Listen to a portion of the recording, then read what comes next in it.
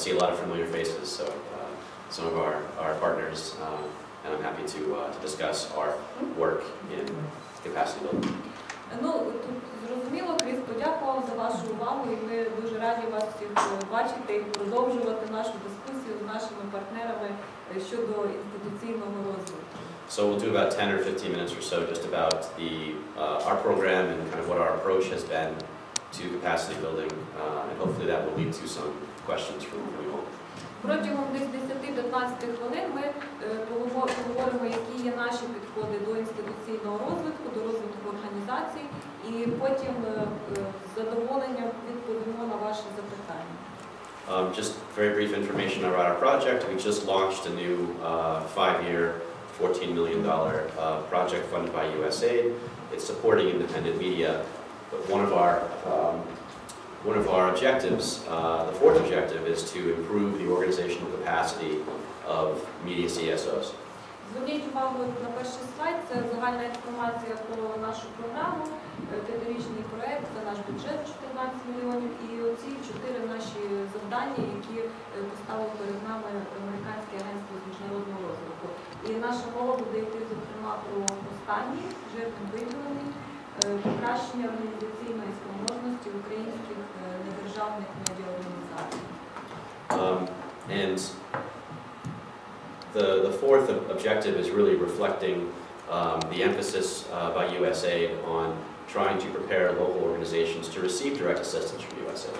І особливо це четверте завдання буде служити такій цілі Американського агентства з міжнародного розвитку в Україні приготувати або підготувати українські організації для отримання безпосередньо технічної допомоги від USAID. Мається на увазі, я трошки поясню, в чому справа. Ми як Internews Network виступаємо як донор для українських партнерських організацій. Тобто наші партнери отримують гроші Американського агентства не напряму від нього, а від нас. Мета нашого цього четвертого завдання за проєктом через декілька років підготувати українські організації, щоб вони могли працювати напряму із USAID.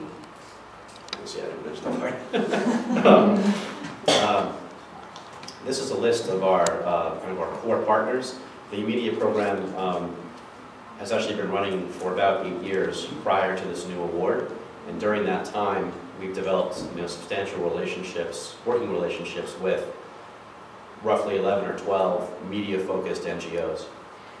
Це список наших ключових партнерів, і як вони з'явилися до початку цієї нашої програми. Програма вже існувала десь 8 років, і більшість з них вже такі досить знані наші партнери, з якими ми культивуємо наші відносини вже протягом багатьох років. What's interesting about this list is that it includes organizations that have very specific and different objectives and core competencies. Що цікаво, що в цьому списку є організації, які вирізняються дуже такими специфічними компетенціями, тобто які роблять дуже, скажімо, такі вузько спеціалізовану роботу у медіасекторі. And they've all kind of grown on their individual paths. They've all developed, basically differently. And so our approach to working with them in terms of capacity building has been different and І ще особливість, що кожна з цих організацій зростала по-своєму. Тобто вона мала свій такий індивідуальний шлях розвитку, і тому наш підхід до організаційного розвитку їхнього також різний у кожному конкретному випадку.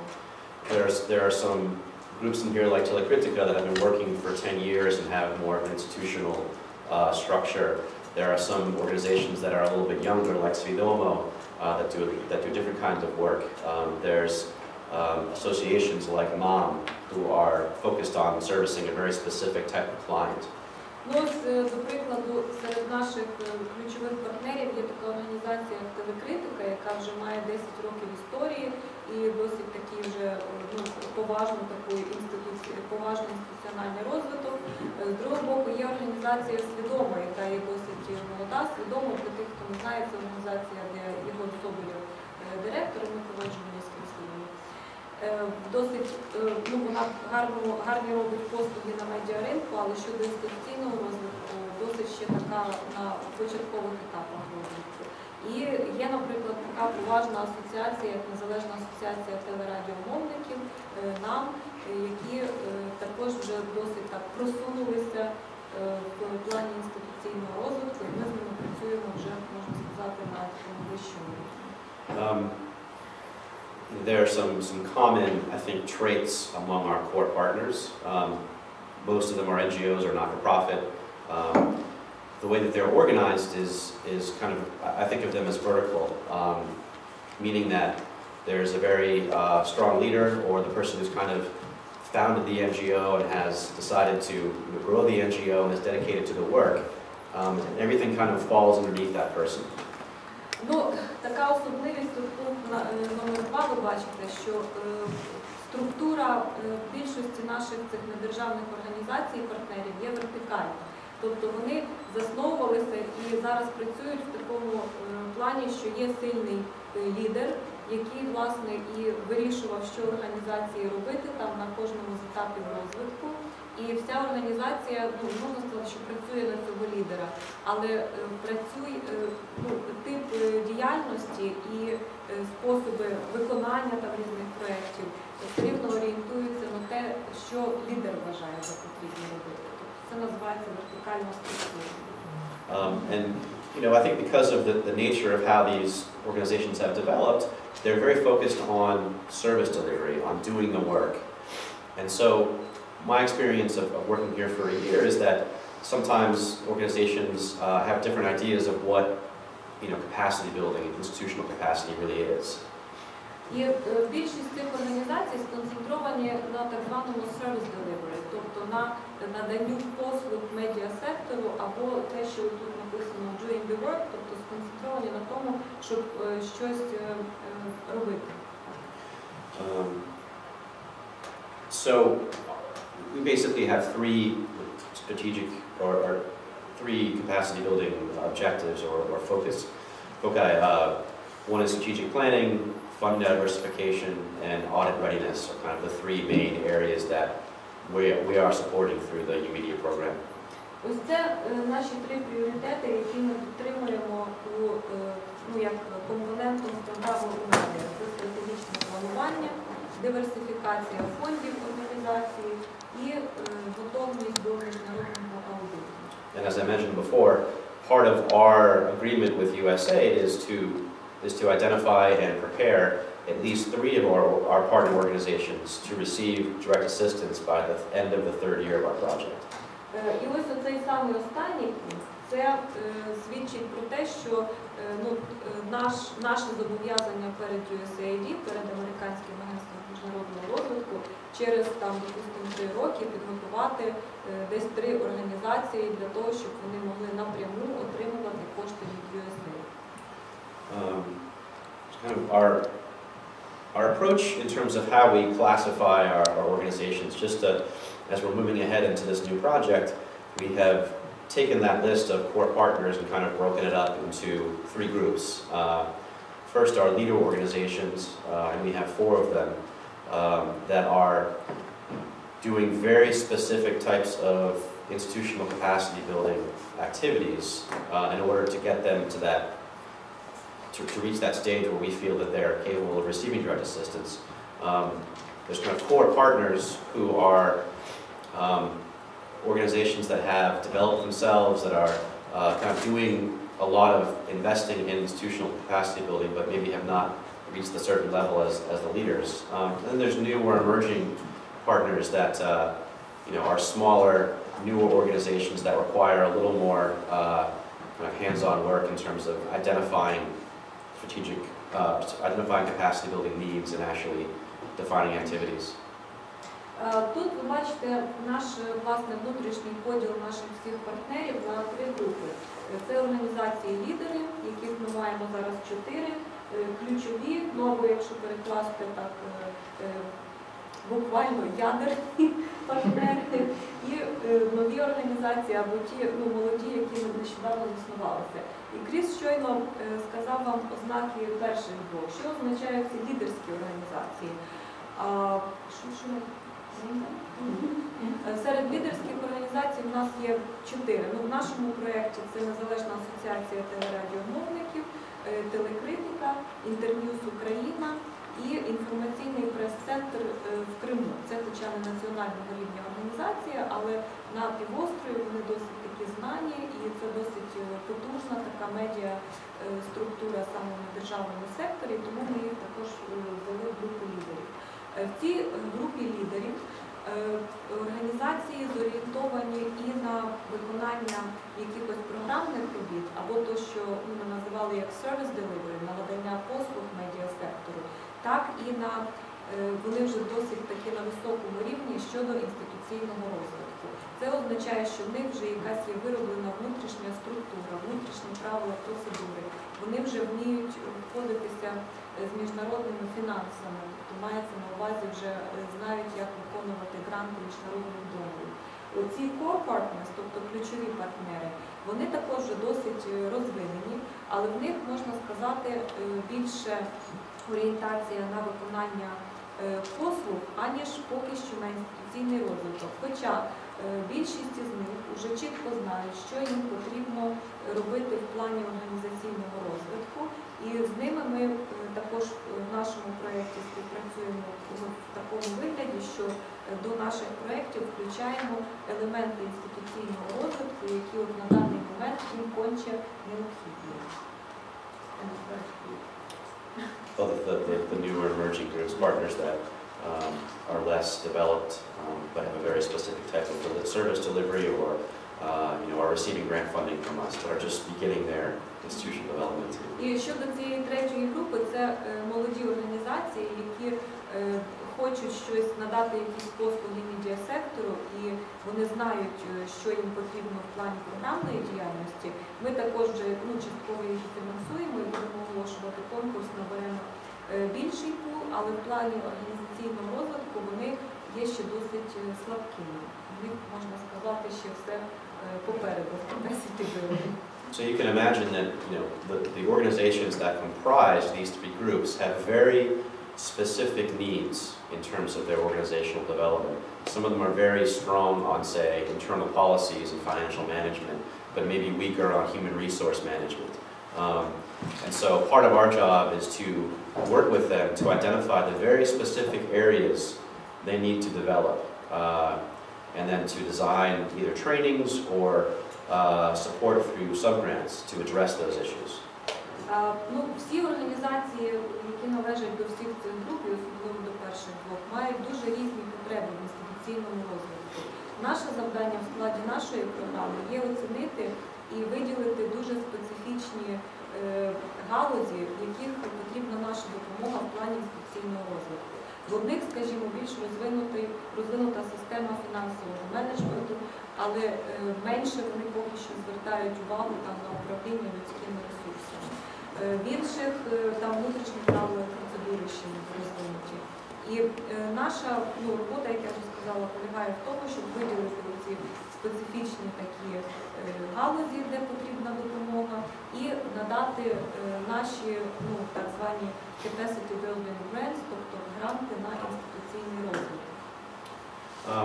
In terms of how we approach our capacity building activities, our approach is really research-based. We organize an organizational capacity building assessment of our 12 partners that is based on an international methodology, accepted methodology that rates and creates and rates certain indicators of performance in terms of individual institutional capacity.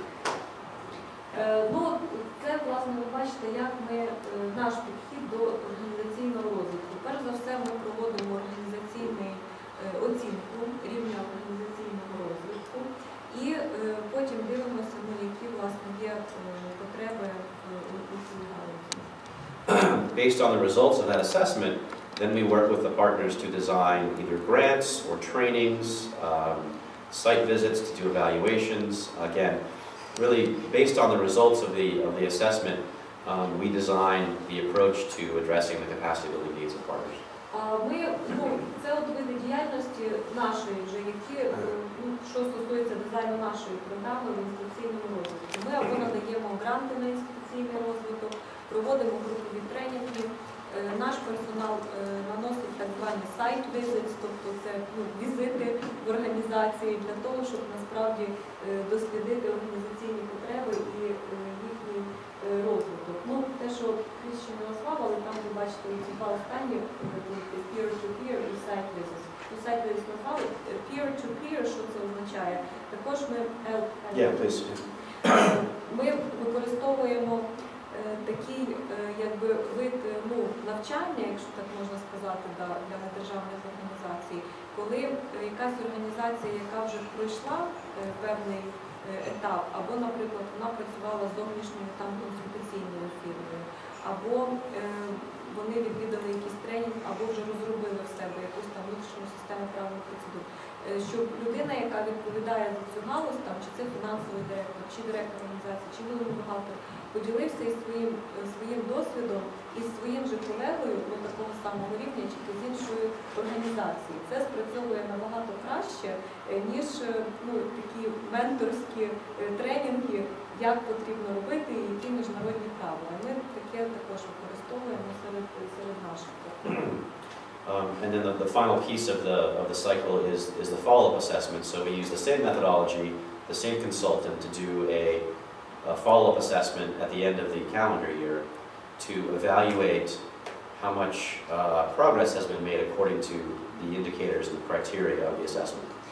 І останній етап – це так званий фінальний або вже follow-up assessment, це вже оцінка після того, коли якісь певні види діяльності були проведені. Як правило, ми це робимо в кінці календарного року, чи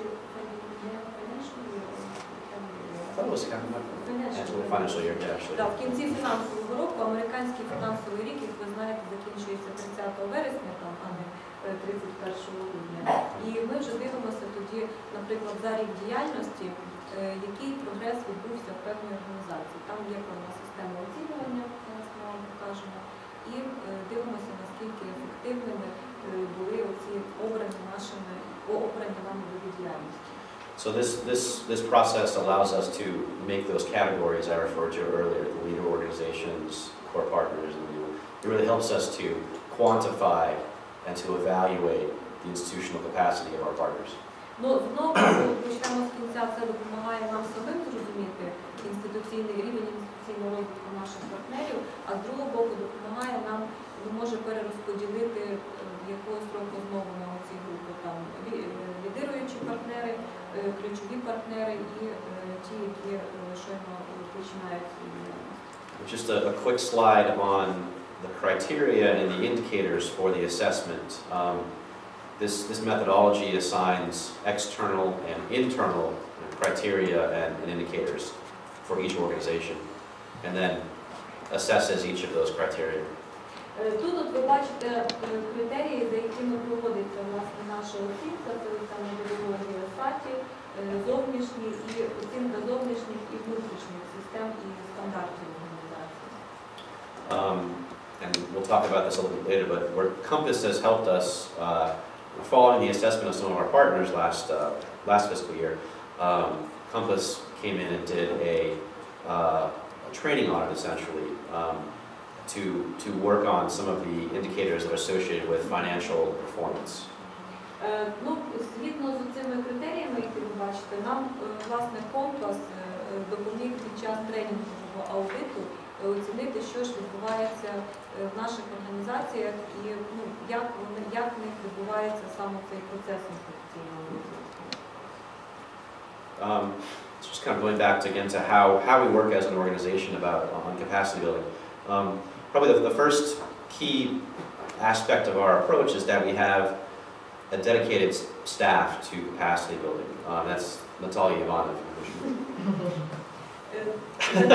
Тут на цьому слайді ви бачите нашу структуру роботи, як ми як проєкт будуємо роботу з інституційного розвитку. В першу чергу ми маємо співробітників, які повністю свій час присвячують інституційному розвитку. Наталка Іванів, яку більшість аудиторії знає. And the interesting thing about Natalka is that she comes from more of a private sector, business type of background. Що цікаво, що Наталка прийшла до нас, можна сказати, з приватного сектору і з бізнесового. І це, власне, велика нам допомога. Yeah, so Natalka has the very difficult job of trying to apply kind of a private sector mentality to how NGOs operate. Власне, найбільша складність цієї роботи полягає в тому, як перенести бізнес-спосіб мислення у третій сектор. So she's very tired. Ну і Наталка в нас happy when she is able to observe some decent results. So thank you to our partners for providing with this happiness. So we have dedicated, staff to capacity building. Again, our approach is research-based, so we want to really use numbers and quantifying the levels of institutional capacity and then tracking those over time. Ну, знову ж таки, ми протягом своєї роботи використовуємо так званий дослідницький підхід, як research approach. І не просто в загальних рисах характеризуємо, на якому там етапі організація, а в нас є певні кількісні показники інституційного розвитку, і ми стараємося прогрес як то вираховувати в цифрах. So the combination of having someone like Natalka and having a research-based approach allows us to I think you discussed this, getting the buy-in and the understanding of the need to invest in institutional growth. Ну і поєднання таких двох категорій, наприклад, досвідченого співробітника, такого як Наталка, і плюс використання або способом наших досліджень цих кількісних показників, власне, дає нам таку більшу картину і допомагає нам скоригувати свій підхід на кожному етапі. And this helps us to, of course, all this together helps to identify the specific needs and to make real, as we say, value-added decisions on where to do trainings and where to supply grant funding. І це також допомагає нам ідентифікувати потреби організації і нам вирішити, наприклад, де треба провести якийсь тренінг, а де додатково профінансувати організацію, надати додатково до грошей до їхнього capacity building grant на те, щоб вони самостійно якісь види діяльності проводили. Probably one of the key points to our work that I've noticed working here for a year or so is that there's a tremendous need to have good service providers, organizations or consultants that can actually take private sector approaches and apply them and work with the nonprofit sector, and that's a huge challenge. Ну, один із наших так званих викликів, challenges або проблем – це знайти відповідних тренерів, того, хто може надати третьому сектору послуги з інституційного розвитку. Тобто ми стараємося знайти тих людей, які орієнтовані на бізнес-підхід, але вміють працювати з третім сектором. Це, власне, дуже таке нелегке завдання.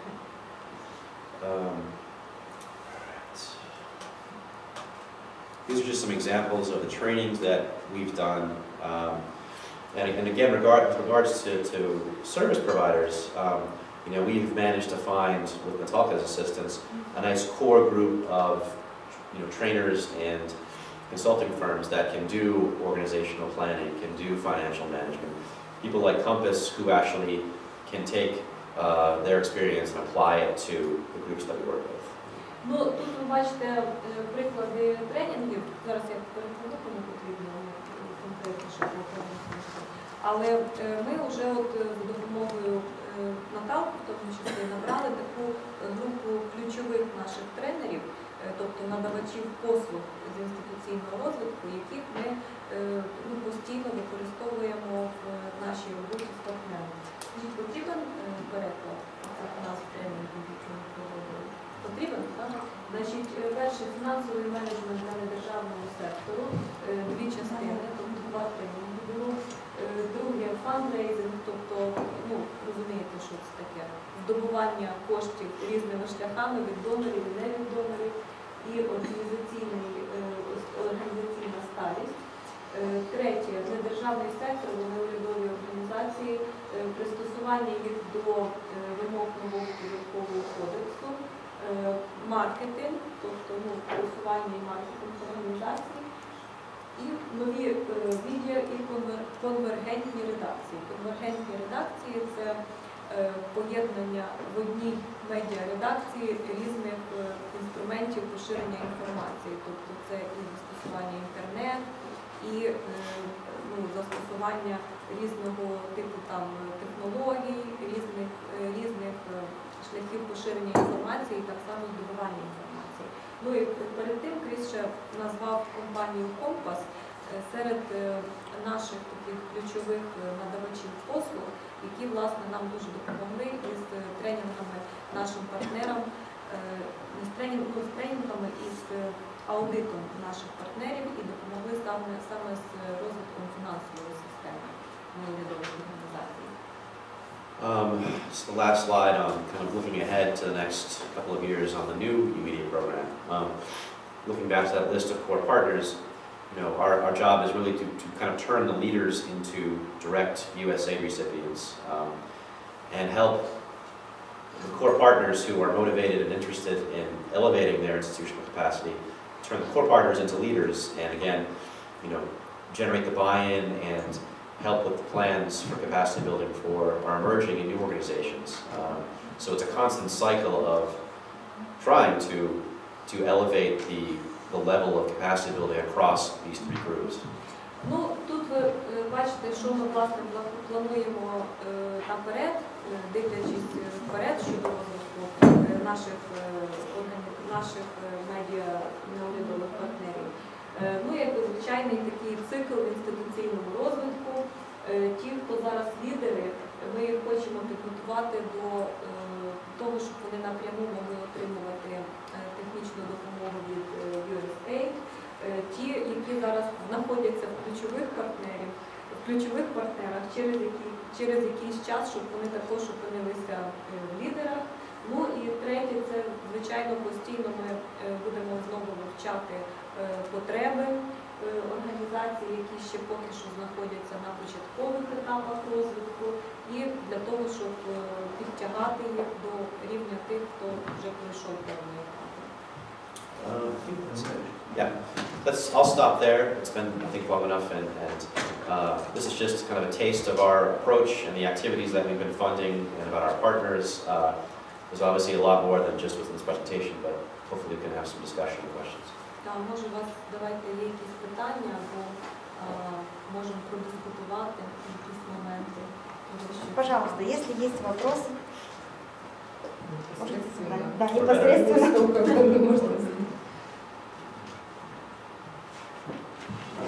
Все понятно, да? Okay.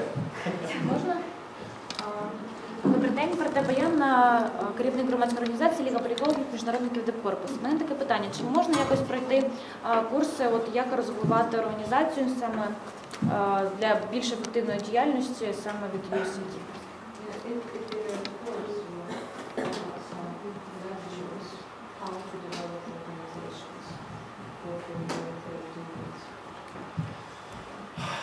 That's a good question. There should be a course.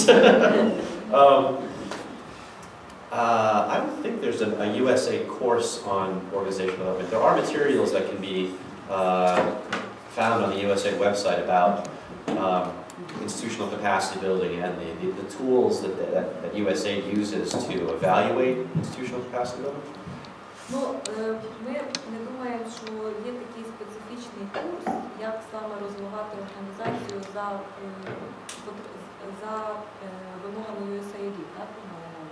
Може зараз якісь тренінги такі можна використовувати наші матеріали, вони є і на нашому сайті, і на сайті USAID, просто якби читати для себе. Але такого курсу, щоб від початку до кінця, його немає. And if your organization is kind of newer and you're trying to take the first initial steps in deciding where you would like to focus your efforts, then it's something that I think either UMedia could point you in the right direction, or our colleagues at PACT with the NGO Marketplace could be be a good source, resource. Якщо у вас ще така молода організація і ви хочете її далі розвивати, то не обов'язково проходити якийсь курс, а ви можете брати участь і в наших тренінгах, або от наші колеги з Пакту можуть вам допомогти. В них є такий ресурс, як Marketplace, інтернет, де ви можете знайти оцих самих service providers, тобто тих людей, які тренують інших, як інституційно розбудовувати організацію. Ну і таким чином пройти якісь етапи розвитку. And our work is very much, these efforts are very much a work in progress, and new information is always coming in about tools and ideas and resources, so we're happy to give you some ideas as well as to put you in touch with PACT. Ну, бачите, наша робота така постійно в прогресі, постійно в динаміці, і постійно надходить якась нова інформація, якісь нові інструменти, те, що навіть ми, може, зараз ще це не знаємо. Ми завжди готові з вами поділитися тим, що ми знаємо, власне, для розвитку вашої організації. Еще вопрос. Якщо дозволите, наскільки я знаю, принаймні якийсь час назад ця інформація була на сайті організації «Компас». «Компас» пропонував тренінг дводенний, я пам'ятаю, ця інформація була річної давності щодо розвитку організації. І якщо мені не зраджує пам'ять, то цей тренінг мав проводити Владислав Бочеріносов. Чи він мав проводити?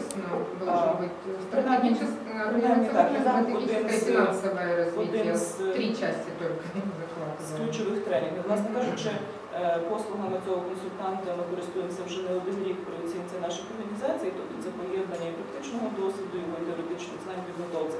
А щодо курсів, ви знаєте, є один непоганий спосіб. Можна пройти програму MBA, непогано дає досвід розвитку організації. Бо насправді проблема є дуже складна, і думаю, що якщо говорити про якийсь короткий курс, то просто це дасть якийсь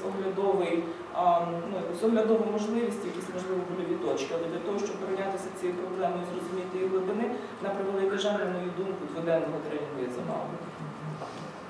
Якщо можна, я буквально 2 слова додам. Я думаю, що не всі організації можуть дозволити собі пройти курси в рік.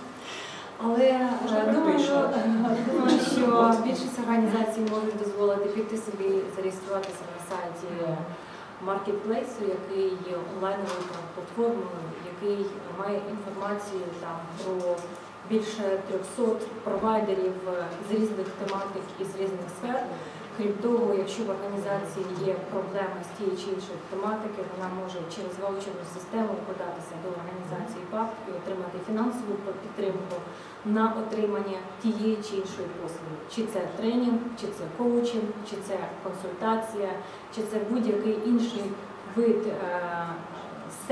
сервісу, послуги, який буде найбільш ефективний для того, щоб досягти тієї чи іншої мети, яку ставить собі організація. Будь ласка, заходьте на сайт, шукайте там інформацію, якщо щось буде незрозуміло, там є контакти наших співробітників, організація ПАК, програма «Об'єднуємося заради реформ». Юнайтер, більш відомо, мабуть, в середовищі 3-го сектору. Заходьте, реєструйтеся, контактуйте і користуйтеся ваучерами. Еще вопрос? Хорошо.